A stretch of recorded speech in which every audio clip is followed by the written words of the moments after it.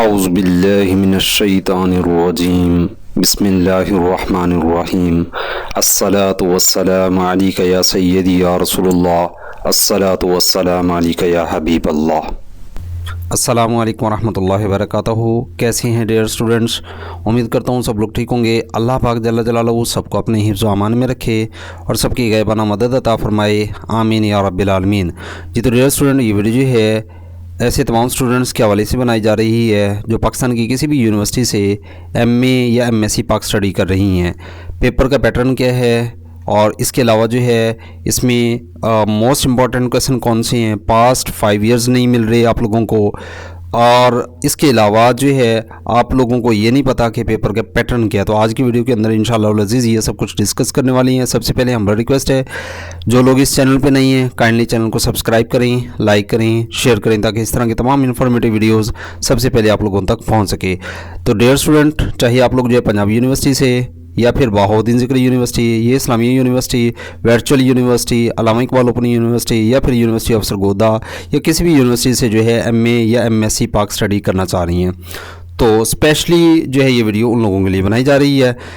आज की जो वीडियो है इसके अंदर हम लोग पेपर फॉरेन पॉलिसी 1947 टू 2009 को डिस्कस करने वाली हैं और इसमें पेपर का पैटर्न क्या है, पेपर का तरीक़ाकार क्या है, पासिंग पॉलिसी क्या है, तो इसमें 1 बाय 1 जो है तमाम स्टेप्स को क्लियर करने की कोशिश करते हैं। सबसे पहले मैं यहाँ पे पेपर का पैटर्न और सिलेबस बताता चलूँ। तकरीबन तमाम यूनिवर्सिटीज़ का जो सिलेबस है वो सेम ही है, जस्ट फ़र्क आ जाता है किस चीज़ का, पेपर का तरीक़ेकार का, पेपर के पैटर्न का। हर यूनिवर्सिटी का एक अपना तरीक़ाकार है। यूनिवर्सिटी ऑफ सरगोदा का तरीक़ाकार ये है कि इसमें इस पेपर के जो है 2 पार्ट्स दिए जाती हैं आप लोगों को। पहला पार्ट आप लोगों का ऑब्जेक्टिव पे मुश्तमिल होता है, दूसरा पार्ट जो है आप लोगों का सब्जेक्टिव पे मुश्तमिल होता है। तो जो ऑब्जेक्टिव पार्ट होता है उसमें आप लोगों को टोटल जो है 10 अदद शॉर्ट क्वेश्चन दिए जाते हैं और हर शॉर्ट क्वेश्चन जो है आप लोगों का 2 नंबर पे मुश्तमिल होता है। तो इस तरह से आप लोगों के पास जो है 20 मार्क्स जो है बन जाते हैं शॉर्ट क्वेश्चन के, और ये जो ऑब्जेक्टिव पार्ट है ये कंपलसरी होता है। उसके बाद दूसरा हिस्सा आ जाता है आप लोगों के पास सब्जेक्टिव, तो वो जो है आप लोगों को 6 क्वेश्चन पे मुश्तमिल मिलता है। उसमें से आप लोगों ने कोई से 4 क्वेश्चन अटेम्प्ट करना होते हैं। तो इस तरह से जो है उसमें आप लोगों का हर क्वेश्चन जो है 20 मार्क्स का होता है। तो टोटल कुल मिला के आप लोगों के 80 मार्क्स लॉन्ग के और 20 मार्क्स जो है आप लोगों के शॉर्ट क्वेश्चन के बन जाती हैं। तो इस तरह कुल मिला के आप लोगों के पास जो है 100 मार्क्स बन जाते हैं। और यूनिवर्सिटी ऑफ सरगोदा की पॉलिसी क्या है, या इसी तरह BZU की पॉलिसी है, या पंजाबी यूनिवर्सिटी की पॉलिसी है कि इन तमाम यूनिवर्सिटीज़ के अंदर जो है आप लोग अगर 40% मार्क्स ले लेते हैं उस पेपर के अंदर तो आप लोग जो है पेपर पास कर लेते हैं। और एग्रीगेटली यानी मजमूई तौर पे अगर आप लोग जो है 45% जो है नंबर हासिल करते हैं तमाम पेपर्स में से तो आप लोग अपनी डिग्री क्लियर कर पाते हैं।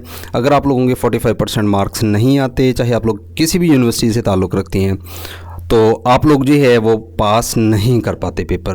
तो डियर स्टूडेंट, बिलखसूस यूनिवर्सिटी ऑफ सरगोदा का यही पैटर्न है जो मैं आप लोगों के साथ डिस्कस कर चुका हूं। अब नेक्स्ट बात कर लेते हैं इसके शॉर्ट क्वेश्चन की तरफ कि पहला शॉर्ट क्वेश्चन इसमें रीड करते हैं कि पहला शॉर्ट क्वेश्चन जो है क्या दिया गया है। लें जी, आप लोगों के साथ जो है स्क्रीन पे शेयर कर दिया गया है। फर्स्ट क्वेश्चन जो है हमारे पास है, what do you know about Liaquat Nehru pact, कि लियाकत नेहरू माहिदे के बारे में आप क्या जानते हैं। जी, आंसर की तरफ चलते हैं। इन 1950 यानी 1950 के अंदर जो है the agreement between India and Pakistan regarding the protection and rights of minorities came into effect in New Delhi, and both countries agreed that the right of minorities would be protected. 2 ममालिक कौन कौन से कंट्रीज़ हैं, India और पाकिस्तान, इन दोनों में जो है एक मुआहदा तय पाया। और वो मुआहदा किस जगह तय पाया? न्यू दिल्ली के अंदर। कब तय पाया? 1950 के अंदर।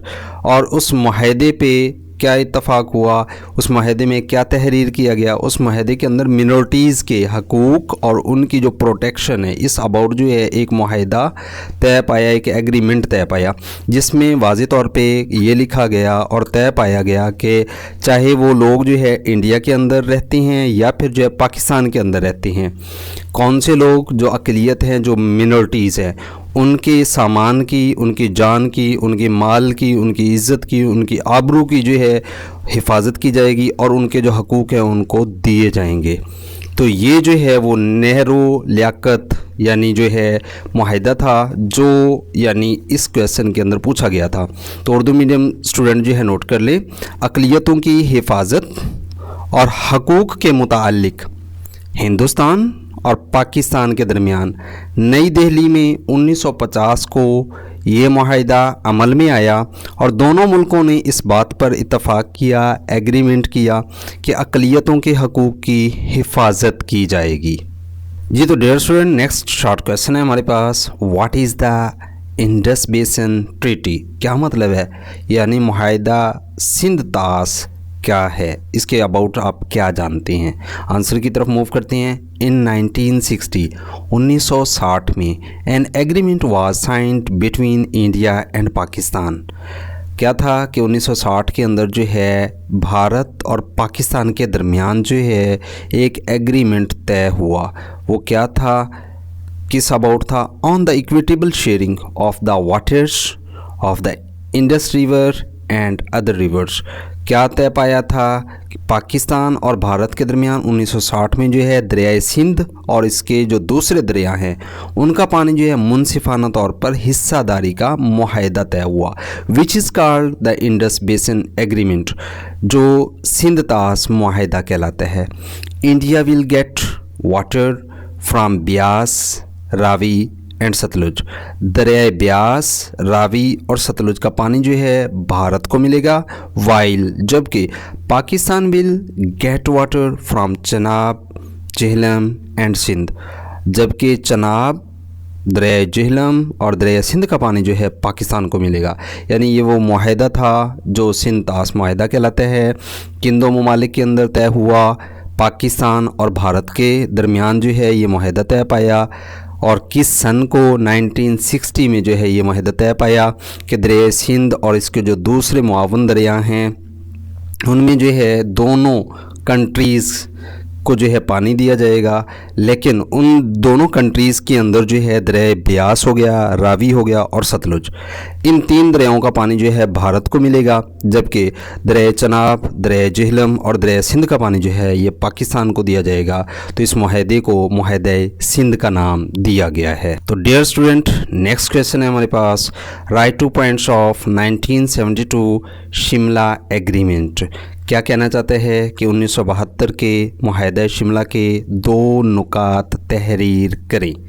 आंसर है हमारे पास, पॉइंट नंबर 1 है, the forces of both sides will be withdrawn from the occupied territories to the international borders. क्या कहना चाहते हैं कि दोनों अतराफ़, यानी चाहे वो जो है भारत है चाहे जो है वो पाकिस्तान है, तो दो तरफा जो अफवाज हैं उनको जो है मकबूजा इलाकों से वापस बैनुल अक़वामी सरहदों पर बुला लिया जाएगा। पॉइंट नंबर 2 है, adequate steps will be taken to promote travel facilities for the citizens of both the countries. दोनों कंट्रीज़ यानी इंडिया और पाकिस्तान यानी दोनों ममालिक के शहरियों के लिए सफरी सहूलियात को फ़रोग़ देने के लिए मुनासिब इक़दामात किए जाएंगे।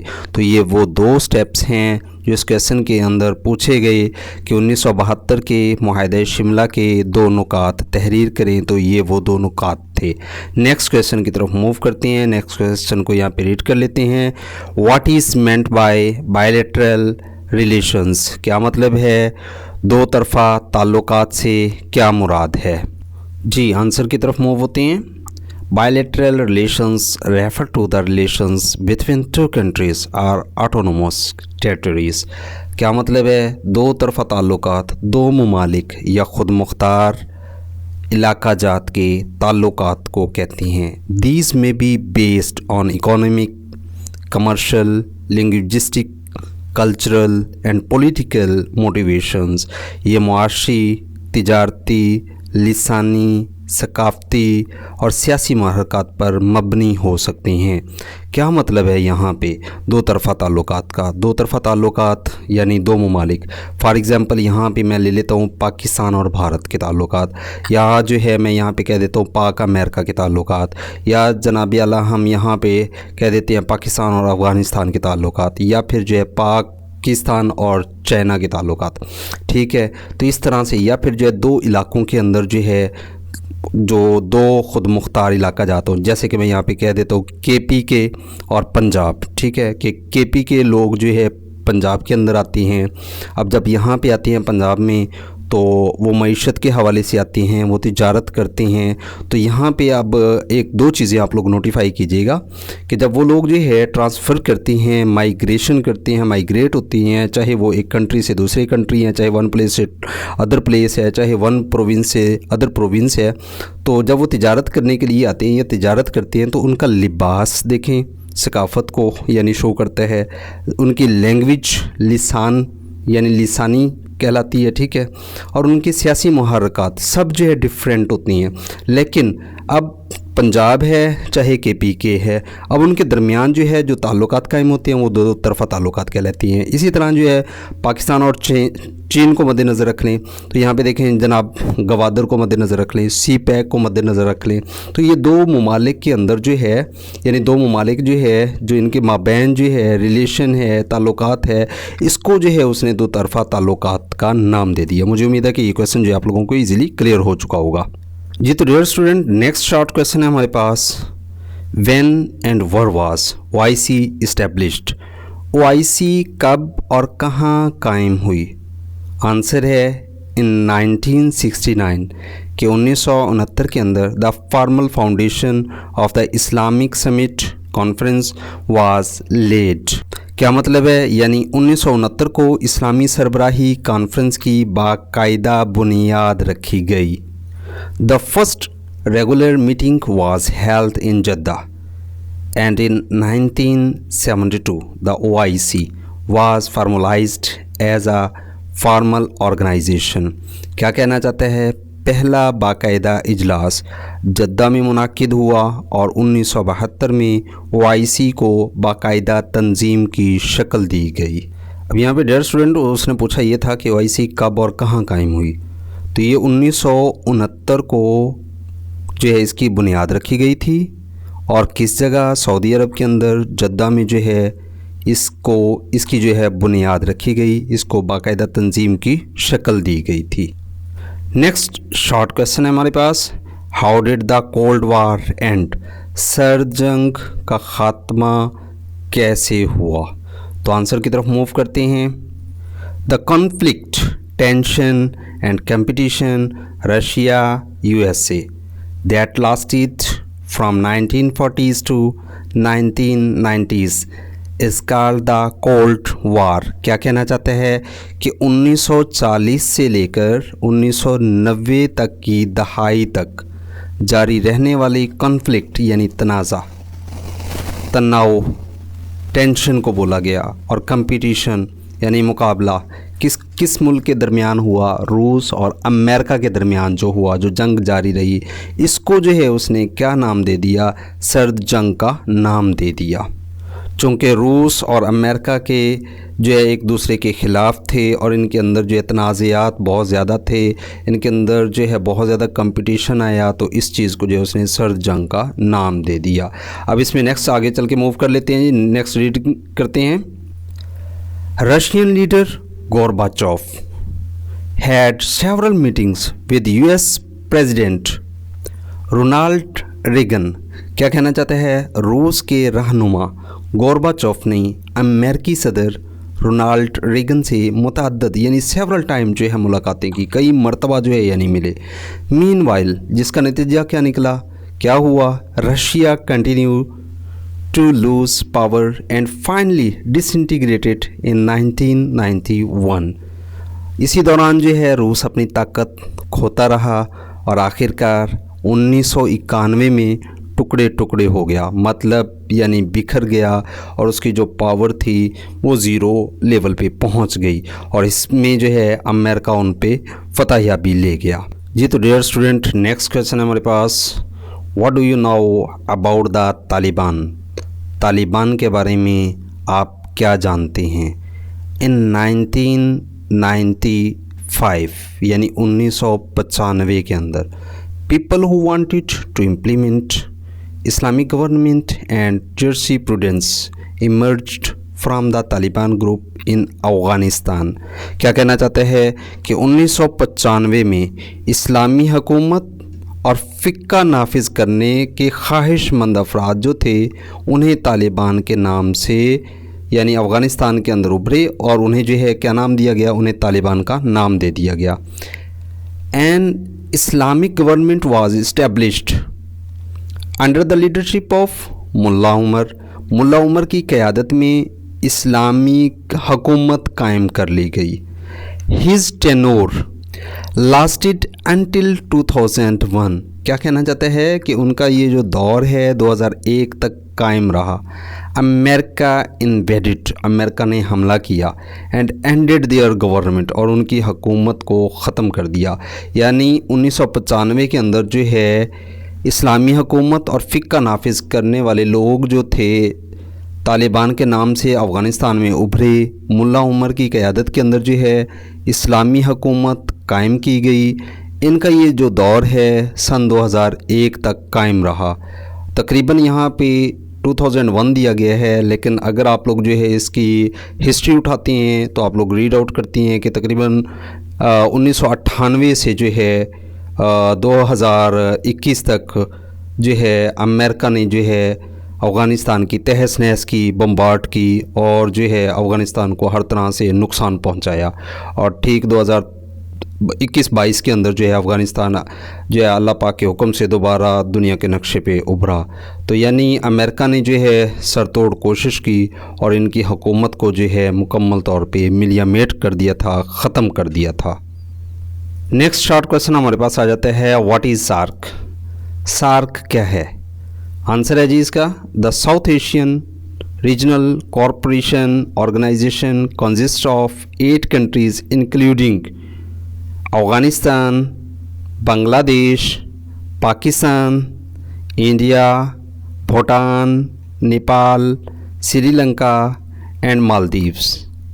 This organization was established in 1983 at the suggestion of the late Bangladesh president Ziaur Rahman. क्या कहना चाहता है इस सवाल के अंदर और क्या पूछना चाह रहा है? सवाल उसने किया है सार्क क्या है। तो जवाब की तरफ जब हम लोग जाते हैं, रीड करते हैं कि साउथ एशियन रीजनल कॉरपोरेशन के जनूबी एशियाई इलाकाई ताउन की तंजीम है जिसमें कितने कंट्रीज़ शामिल हैं? 8 कंट्रीज़ जो है शामिल हैं, 8 ममालिक शामिल हैं। कौन कौन से इसमें मुल्क शामिल हैं? अफ़गानिस्तान, बांग्लादेश, पाकिस्तान, भारत, भूटान, नेपाल, श्रीलंका और मालदीव वगैरह शामिल हैं। बांग्लादेशी सदर मरहूम ज़ियाउर रहमान की तजवीज़ पर सन 1983 में ये तंजीम कायम की गई थी जिसको जो है सार्क का नाम दिया गया। नेक्स्ट क्वेश्चन की तरफ मूव होते हैं डियर स्टूडेंट।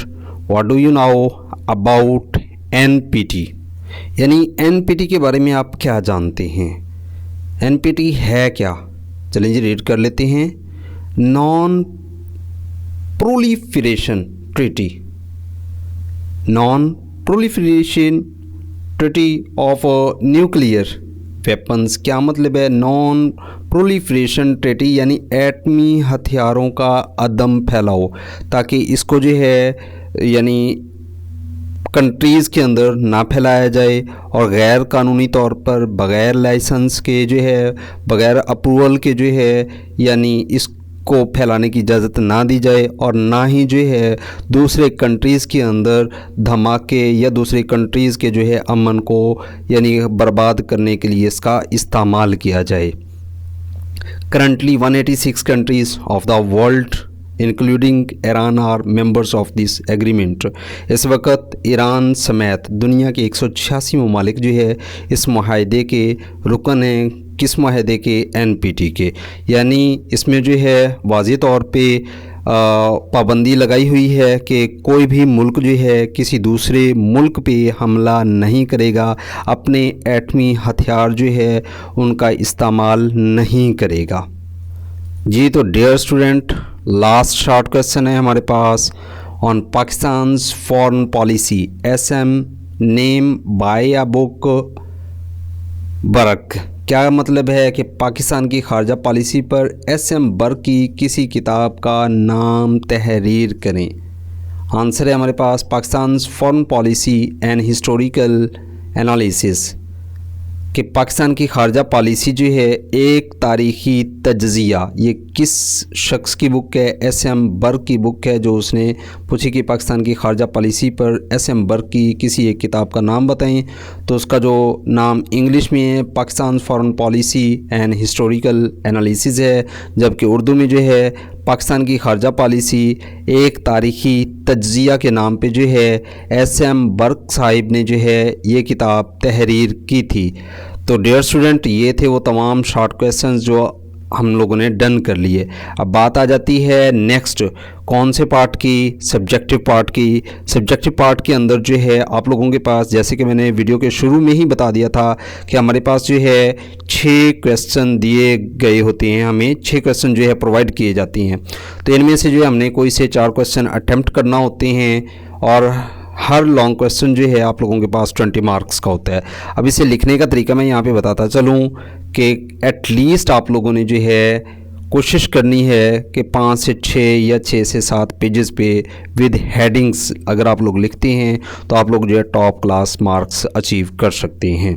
तो इसमें क्वेश्चन की तरफ चलते हैं, क्वेश्चन को रीड कर लेते हैं कि क्वेश्चन नंबर 2 जो है वो क्या दिया गया है। क्वेश्चन नंबर 2 है हमारे पास, write a comprehensive note on Pakistan foreign policy in the context of the post cold war environment. क्या कहना चाहता है? सर जंग के बाद माहौल के तनाज़र में पाकिस्तान की खारजा पॉलिसी पर नोट लिखें। तो ये हमारे पास जो है लॉन्ग क्वेश्चन है, क्वेश्चन नंबर 2 था जो हम लोगों ने रीड किया। इस तरह नेक्स्ट क्वेश्चन है हमारे पास, इसको रीड कर लेते हैं। क्वेश्चन नंबर 3 है, discuss the ups and downs of Pakistan US relations after 1947। क्या कहना चाहते हैं कि 1947 के बाद पाकिस्तान और अमेरिका के ताल्लुकात के उतार चढ़ाव पर तफसीलन बहस करें। कोशिश करना है ज़्यादा से ज़्यादा हेडिंग्स दें और उसके हिसाब से आप लोग जो है ज़्यादा से ज़्यादा पैराग्राफ को मेंटेन करें। नेक्स्ट क्वेश्चन है हमारे पास, question number 4, critically evaluate Pakistan role in the Soviet Afghan war. क्या कहना चाहता है? सोवियत अफगान जंग में पाकिस्तान के किरदार का तनकीदी जायज़ा लें। तो क्वेश्चन नंबर 5 है हमारे पास, write a detailed essay on the 1999 Kargil war between Pakistan and India. क्या कहना चाहते हैं कि पाकिस्तान और भारत के दरमियान सन 1999 की कारगिल जंग पर मुफसिल मजमून लिखें। जैसे कि आप लोग बखूबी जानते हैं कि ये दौर जो है किन का दौर था? नवाज़ शरीफ साहब का दौर था, जिसमें जो है पाकिस्तानी आर्मी ने अल्हम्दुलिल्लाह अज़ीज़ कारगिल की पहाड़ी पे कब्ज़ा कर लिया था, लेकिन कुछ वजूहात की बिना पे हमारी पाकिस्तानी फ़ौज एटलीस्ट जो है कोई 65,000 जो है शहीद हो गई थी और राउंड अबाउट जो है 35,000 या इससे कुछ ज़्यादा जो है कैद में चली गई थी। उसकी वजूहात क्या थीं और भारत ने कैसे हमला किया, किस वजह से जो है हमारे पाकिस्तानी आर्मी के नौजवान, जिसमें मेजर्स, जिसमें जो है कर्नल्स, जिसके अंदर कैप्टन्स बेचारे शहीद हुए और बहुत ज़्यादा जो है पाकिस्तान को नुकसान उठाना पड़ा। बाकी आप लोग जो है ख़ुद से हाईलाइट कर सकती हैं, थोड़ा स्टडी करें। हिंट्स मैंने आप लोगों को दे दी हैं, दौर भी मैंने आप लोगों को बता दिया है। बाकी आप थोड़ा सा स्टडी करेंगे तो इंशाअल्लाह अज़ीज़ आप लोग जो है बेटर जो है यानी इसमें डिटेल के अंदर लिख सकेंगे। नेक्स्ट क्वेश्चन की तरफ मूव होते हैं। क्वेश्चन नंबर 6 है हमारे पास, what role can Pakistan play in establishing peace in the Middle East review. क्या कहना चाहते हैं? मशरक़ वस्ता में अमन कायम करने में पाकिस्तान का क्या किरदार अदा कर सकता है, जायज़ा लें। नेक्स्ट क्वेश्चन है हमारे पास, क्वेश्चन नंबर 7। क्या कहना चाहता है यहाँ पे? Critically evaluate Pakistan role in the war against terrorism. दहशत गर्दी के ख़िलाफ़ जंग में पाकिस्तान के किरदार का तनकीदी जायज़ा लें। तो डियर स्टूडेंट, ये वो तमाम क्वेश्चन थे जो कि उसमें लॉन्ग पेपर के अंदर आप लोगों को दिए गए थे। तो मुझे उम्मीद है आज की वीडियो आप लोगों के लिए काफ़ी ज़्यादा हेल्पफुल हुई होगी। तो जिन लोगों ने अभी तक चैनल को सब्सक्राइब नहीं किया, उन सबसे हम्बल रिक्वेस्ट है कि काइंडली चैनल को सब्सक्राइब करें, लाइक करें, शेयर करें, ताकि इस तरह की तमाम इन्फॉर्मेटिव वीडियोस और लेक्चर्स आप लोगों को घर बैठे जो है मिल सकें। अपना रखें ढेर सारा ख्याल। मुझे दें इजाज़त। फ़ी अमानिल्लाह।